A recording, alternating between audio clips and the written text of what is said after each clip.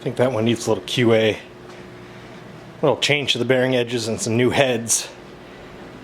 Today we're starting out a little slow just to get into the flow. Bill's working on a little groove block here.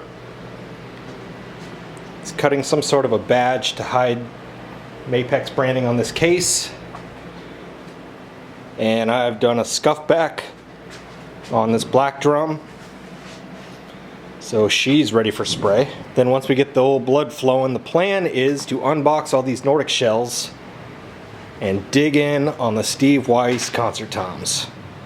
If time permits, start the re-ring process on whatever 16x16 shells are in there as well.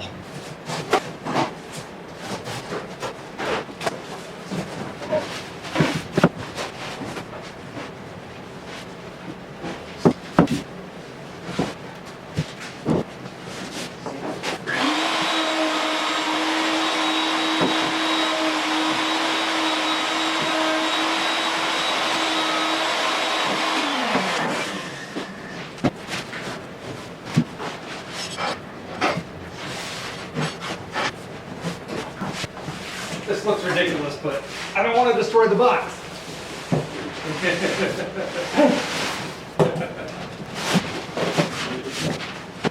If I destroyed that box, there'd be hell to pay.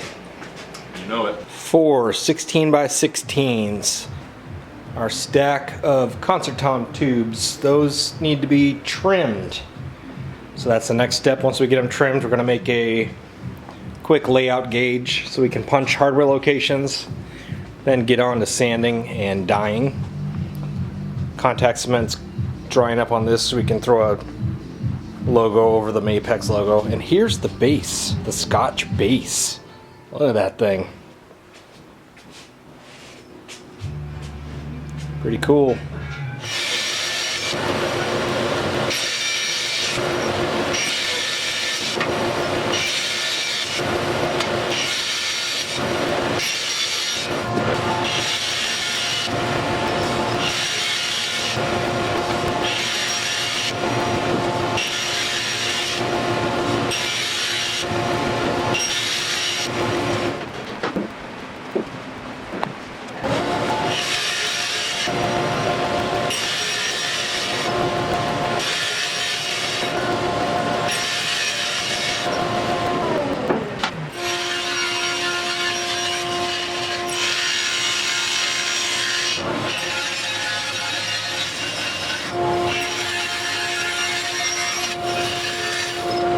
It's relatively quick and painless. Lots of sawdust, lots of offcuts. If anyone's a frame drum builder and wants some stock at a clearance rate, let us know.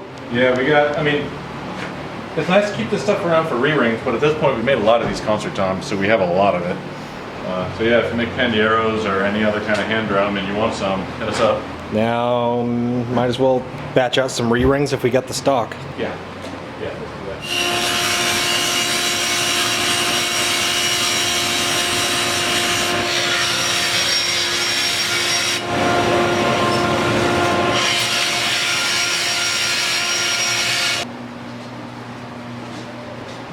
Yep, we've made a mess.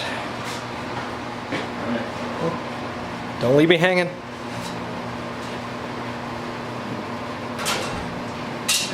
So close. Yeah.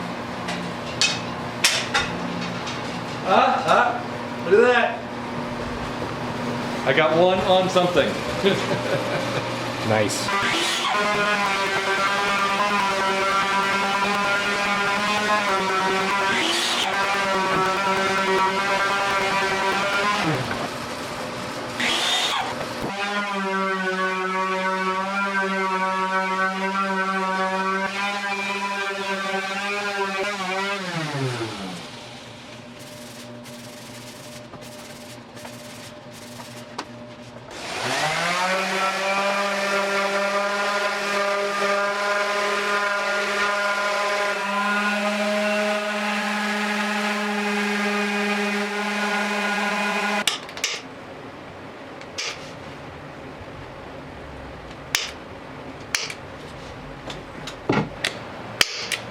Laser cut acrylic marking gauge for the win.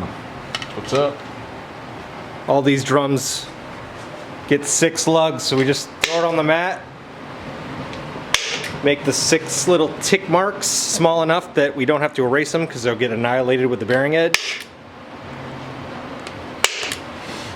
Align the center of the jig with the tick mark, and then he's already got the holes cut. Punch them. Boom.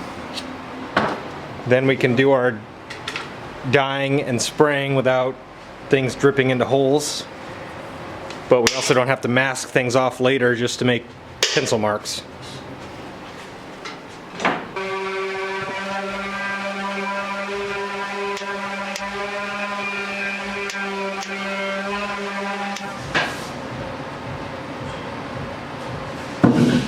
We took a side quest to tape up the ends and add paper to mask all these off, because we don't want the insides getting all, bunged up with any dye splatter. And then when we put them in the roller in there, inevitably gets some spray on it and can get bunged. So, leather dye.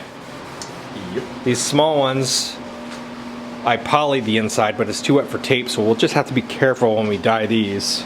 It's an experiment. Yeah, we can tape them before we varnish.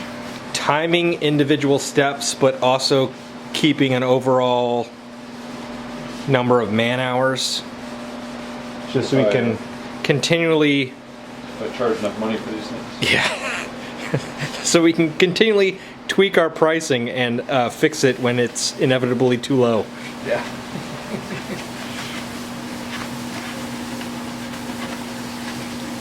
I love this dye so much. Is that the look you're going for, or are you trying to get darker? I actually kind of think this looks great.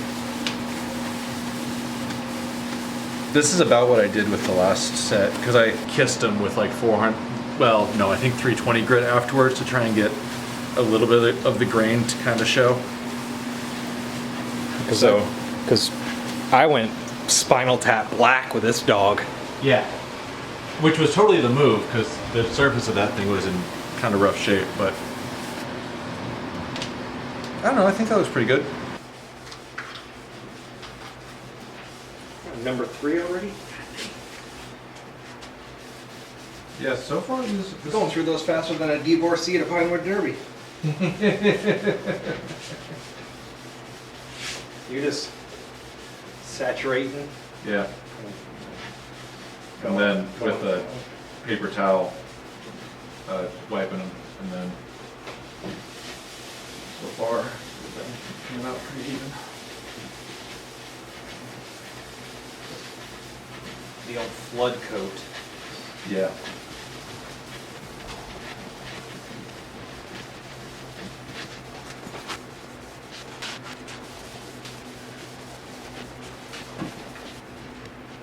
They look different. Yeah, it looks more like that one. As they dry, they change too. I just think there's going to be enough variation in the wood that doesn't super matter. Alright, let me see. Faster than a divorcee at Pinewood Derby. That's pretty funny. I don't know from experience, but... Ooh, that's some saturation, boy.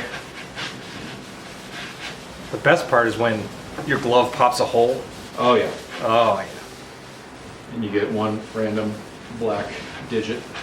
Then you got the naughty finger for a week. Yar, call me Blackfinger. Looks like you went to sleep with an itchy bum. Or that, you know. Let's clean the rollers, Papadopoulos.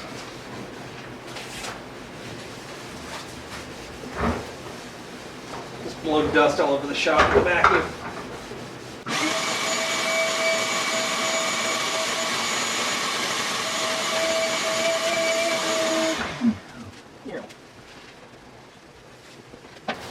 I really kind of wish they would have been down with letting us leave these natural instead of dyeing them. Why do they want black? That's just the most popular color scheme for a pit. Yeah, I think it's just like, you know, that's basically they wanted something to replace the pearl student level toms that everybody and their mom buys. So they wanted it to be the same spec, you know, the same sizes. They're black. It's Oh, they wanted basically a like for like option that they could offer these people because because the others weren't available because the pearl stuff was back ordered and continues to be back ordered for so long. it's like breading fish over here. I got a clean hand and a dirty hand, and I can only put one inside the drum. Yeah. Yeah, that's how I always do that too. Come on now. You're on camera, little buddy.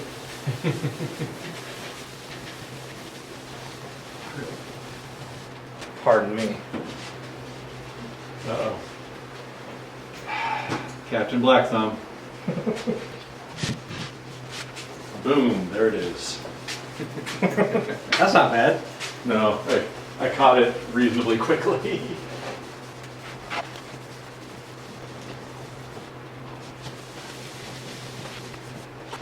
Oh, success. Nice.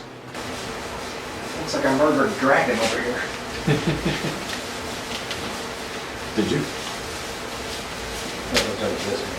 Oh, damn.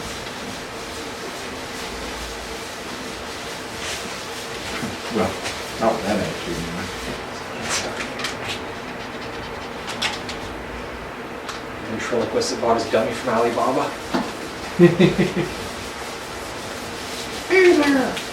Welcome to the show! Oh.